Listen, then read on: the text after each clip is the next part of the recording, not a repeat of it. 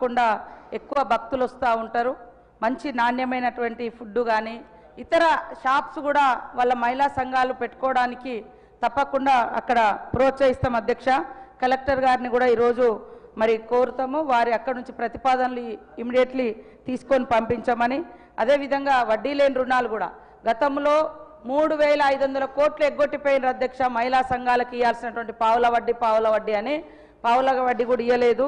ఇవాళ వాళ్ళు బయటికి పోయి రకరకాలుగా మాట్లాడుతున్నారు. కానీ మనము ప్రతి సంవత్సరం మహిళా సంఘాలకు 20,000 కోట్ల రూపాయలను ఇస్తా ఉన్నాం అధ్యక్ష. ఖచ్చితంగా ఇప్పటికీ 3 దఫలుగా వారు అన్నట్టుగా వడ్డీ లేని రుణాలు అందించడం జరిగింది అధ్యక్ష. అదేవిధంగా చీరలు కూడా యాక్చువల్గా మేము ఫస్ట్ అనుకున్నది 67 లక్షల మందికే మన సంఘంలో ఉన్న సభ్యులకే ఇవ్వాలని అనుకున్నాము. కానీ మహిళల యొక్క కోరిక ముఖ్యమంత్రి గారు అన్ని రకాలుగా ఆలోచించి ఖచ్చితంగా అందరికీ ఇవ్వండి అని కోరడంతో అందరికి ఇచ్చినాం అధ్యక్ష. ఎక్కడన్నా మిస్ అయితే అక్కడ కలెక్టర్లను కానీ ఆడ మహిళా సంఘాల వాళ్ళ అధ్యక్షులు ఉన్నారు, డిఆర్డిఓస్ కూడా ఉన్నారు. మేము మళ్ళొకసారి కూడా సమీక్షిస్తాం. అందుకనే మనము 67 లక్షల మంది పట్టణంలో పల్లెలలో ఉండే నా సభ్యులు మహిళా సంఘ సభ్యులు. కానీ మనకు వచ్చిన 67 లక్షల చీరలు మరి గ్రామీణ ప్రాంతాలకే ముందు ఎందుకు ఇచ్చడమంటే అందరికి ఇవ్వాలనే ఉద్దేశంతో అందించడం జరిగింది. ఎక్కడైనా ఒకవేళ మిస్ అయితే కూడా తప్పకుండా రేపెల్లుండి సమీక్షించి వాళ్ళకు కూడా అందిస్తాం అధ్యక్ష. అలాంటి అపోహ లేదు. ఫస్ట్ మేము భావించింది వాస్తవము, కేవలం మహిళా సంఘంలో ఉన్న సభ్యులకు యూనిఫామ్గా ఇవ్వాలని. మీరు కూడా చూస్తూ ఉన్నారు, ఎక్కడికి వెళ్ళినా ఆ చీర చూస్తే ఒక గౌరవం, ఒక ఆత్మవిశ్వాసం, ఒక ఎవరైనా కట్టుకొని రాగానే ఇప్పుడు మేము మేడారంలో కానీ ఎక్కడికి వెళ్ళినా మహిళలు కట్టుకొని వస్తూ ఉన్నారు అధ్యక్ష. అది చూడగానే వీళ్ళు మా మహిళా సంఘం సభ్యులు అనే భావన కూడా వస్తుంది. సో అది ముందుగా అందరికి ఇవ్వాలనే ఇప్పుడు నెక్స్ట్ అంటే మేము ఇప్పుడు అనుకున్నది అందరికి ఇవ్వాలనే పట్టణాలలో ఆపడం జరిగింది. ఇప్పుడు మార్చి 1 నుంచి పట్టణాలలో కూడా అందరికి ఇస్తాం. ఎందుకంటే అక్కడ మనకు చేనేత కార్మికుల చెమట చుక్కల్లో నుంచి ఈ యొక్క చీరను మేము నేయించినాం అధ్యక్ష. సూరత్ నుంచి తీసుకురాలే, ముంబై నుంచో ఎక్కడి నుంచో కిలోల లెక్క తీసుకురాలేదు అధ్యక్ష. సిరిసిల్ల చేనేత కార్మికుల ఆధ్వర్యంలో అక్కడి నుంచే తీసుకొచ్చినాము. వాళ్ళ శక్తి మేరకు వాళ్ళు నేస్తూ ఉన్నారు. మనకు మొదటి దశగా వచ్చిన అన్ని గ్రామాలలో అందించినాం. ఎక్కడన్నా మిస్ అయినవి ఉంటే ఒక్కసారి మీరు సంబంధిత అధికారులను అడగండి, నేను అవి కూడా మళ్ళీ సమీక్షిస్తాం. ఇప్పుడు రాబోయేది ఇంకా నేస్తున్నారు అధ్యక్ష. దాదాపు ఇంకా 30 లక్షల మందికి మనం పట్టణాలలో కూడా ఇచ్చేది ఉంది కాబట్టి 2 దఫాలుగా పెట్టుకున్నాము. ఇప్పుడు నెక్స్ట్ ఇచ్చే దాంట్లో ఇప్పటికే మేము కలర్స్ అవన్నీ సెలెక్షన్ చేస్తూ ఉన్నాం. ఇంకా బెటర్గా అంటే అందరికి ఒకే టైంలో ఇచ్చేటట్టుగా కూడా ప్రణాళిక చేసుకుంటాం అధ్యక్ష. కాబట్టి ఎవరికైనా అపోహ ఉంటే దయచేసి అందరి సభ ద్వారా మీ ద్వారా తెలియజేస్తూ ఉన్నాం అధ్యక్ష. ఖచ్చితంగా మహిళలందరికీ ఇవ్వాలనే ఉద్దేశంతో అందరికి ఇస్తున్నాం అధ్యక్ష. కాబట్టి దాదాపు 1 కోటి మంది చీరలు, 1 కోటి మంది మహిళలకు ఈ యొక్క ఇందిరమ్మ బర్త్డే సందర్భంగా మన ముఖ్యమంత్రి మా సహచర మంత్రుల చేతుల మీదుగా ప్రారంభించడం జరిగింది అధ్యక్ష. కొద్దిగా ఉత్పత్తి కాడ లేట్ అవ్వడంతో ఆగింది, పట్టణాలలో పల్లెలలో లేదు. కాబట్టి మళ్ళీ ఈరోజు మా సిఓ గారు మేము సమీక్షించుకొని ఎక్కడన్నా రాకుంటుంటే వాళ్ళది కూడా తొందరలోనే గ్రామీణ ప్రాంతాల వాళ్ళది కూడా రాకుంటుంటే అది కూడా అందిస్తామని తెలియజేస్తూ ఖచ్చితంగా ఈ సభ ద్వారా ఎక్కడ పబ్లిక్ మూవింగ్ ఉంటుందో ఎక్కువ హాస్పిటల్స్ లేదా కాలేజెస్ తర్వాత టెంపుల్స్ ఇట్లా ఎక్కడ అవకాశం ఉంటే అక్కడ మీరు ఒక సంఘాన్ని ముందు అంటే వాళ్ళను ప్రిపేర్ చేస్తే వాళ్ళ అప్లికేషన్ ఇస్తే వాళ్ళకు మేము క్యాంటీన్ ఇస్తాం అధ్యక్ష.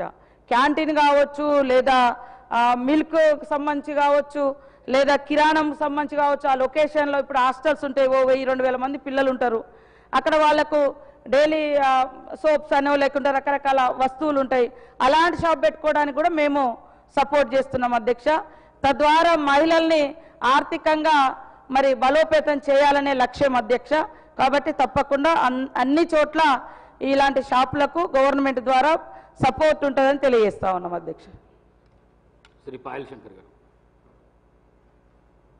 ధన్యవాదాలు అధ్యక్ష. అధ్యక్ష, రాష్ట్రంలో లక్షల సెల్ఫ్ హెల్ప్ గ్రూపులు ఉన్నాయి.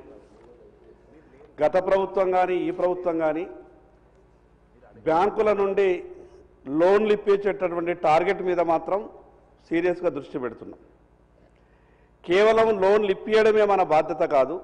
ఆ సెల్ఫ్ హెల్ప్ గ్రూపులకు మనం లోన్లు ఇప్పించిన తర్వాత వాళ్లకు ప్రభుత్వం నుండి ఏవైతే వ్యాపార లావాదేవీలు సంక్షేమ పథకాలు జరుగుతాయో వాటన్నిటిలో కూడా ఉదాహరణకు ఈ రాష్ట్రంలో కడుతున్నటువంటి ఇందిరమ్మ ఇండ్లు కావచ్చు, ప్రధానమంత్రి ఆవాస్ యోజన ఇండ్లు కావచ్చు, ప్రధానమంత్రి జన్మన్ యోజనలో కడుతున్నటువంటి ఇండ్లు కావచ్చు, వీటన్నిటికీ దాదాపు 30,000 కోట్ల రూపాయల మెటీరియల్ అవసరం వస్తుంది. మీ ద్వారా గౌరవ మంత్రి గారికి నేను విజ్ఞప్తి చేస్తా ఉన్నా, ప్రతి గ్రామంలో కడుతున్నటువంటి ఆ యొక్క ఇండ్లకు ఏ మెటీరియల్ అయితే అవసరం వస్తుందో అది సిమెంట్ కావచ్చు, ఇటుక కావచ్చు, స్టీల్ కావచ్చు, మనం మహిళా సంఘాల ద్వారా మనం సప్లై చేయించగలిగితే వాళ్లకు కనీసం 20 నుంచి 25% మార్జిన్ అంటే 40,000 కోట్లలో దాదాపు రాష్ట్రం మొత్తం మీద కలిపితే 7 నుంచి 8,000 కోట్ల రూపాయలు మహిళా సంఘాలకు లాభం అయ్యేటటువంటి అవకాశం ఉంటుంది. మరి అదేవిధంగా అధ్యక్ష, మొన్న ఈ పావలా వడ్డీకి సంబంధించినటువంటి డబ్బులు ఇచ్చిండ్రు, దానికి ధన్యవాదాలు. వడ్డీ లేని రుణాలు ఇచ్చిండ్రు. అంతకుముందు గత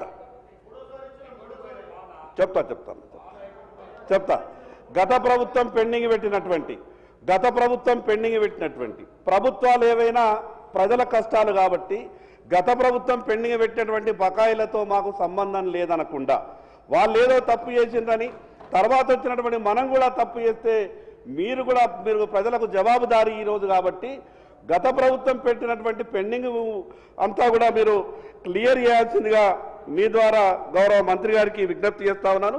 హాస్టళ్లకు సరఫరా చేసే సరుకుల విషయంలో కూడా మహిళా సంఘాలతోనే ఎక్కడికక్కడ చేయిస్తే రాష్ట్రం మొత్తం మీద ఏ టెండర్ పెట్టినా కూడా వేల కోట్ల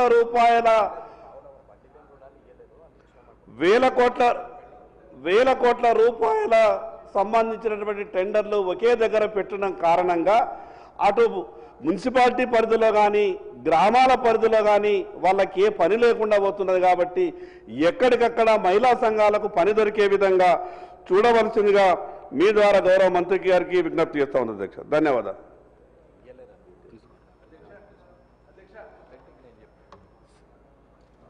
డాక్టర్ పాల్వాయి హరీష్ బాబు. పంచాయతీ